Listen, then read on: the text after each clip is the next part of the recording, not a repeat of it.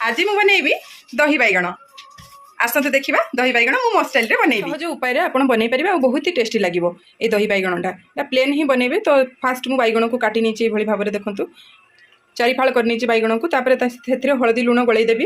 ये देखो मुझे दही नहीं टिके हल्का चीनी अल्प टिके नाक चीनी आउ लुण देकी भलसे फेंटी देवी।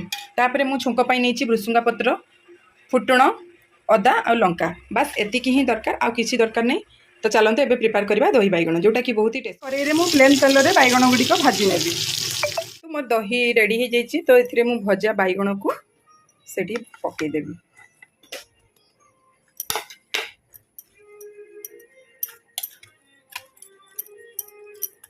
भजा बैगण को पकई सारापर टिके खाली हल्का मिसेदेवी। तापर मु मोर ये छुंक प्रस्तुत करी ताती गलानी से जो गुंड करके रखी छेची देची अदा आउ लंका टिके जीरा को तापर ये रखी मु फुटण आ भृसुंगा पत्र ताकू भी से पकईदेवी। प्रिपेयर हो गला मोर दही बैगण।